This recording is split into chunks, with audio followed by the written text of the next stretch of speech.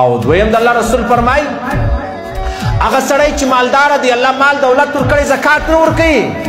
تر ټول اول چې جهنم لره چې درې کسان اول ظالم بادشاه دویم امیر مالدار سړی چې هغه مال دولت لري او زکات نه ورکوي دا به جهنم لره او بیا د الله رسول فرمایي د هغه مال او دولت په د مار په شکل کې د په غاړه کې راګرځېدلی دا مار به ورته وایي زه ستا هغه مال یم چې تا په دنیا کې ګرځوم راګرځولم او تا زکات نه ورکوي زه ستا هغه مال یم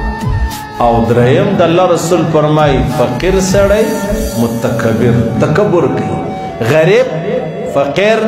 ماښام ګوله مه لره د خپل تن جامې مه لره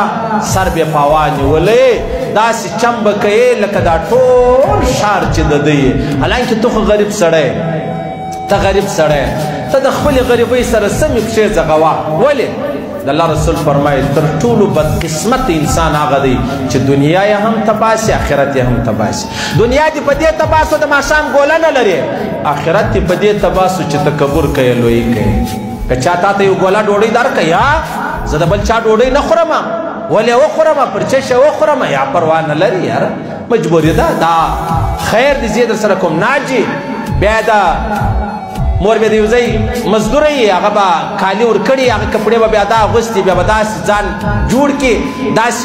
داسې به ځان شو کړي چې یعنې مطلب دا کپړې ما په خپله په درځي کې جوړ کړي د الله رسول فرمایي درې کسان تر ټولو اول الله جهنم لره بیا اول ظالم بادشاه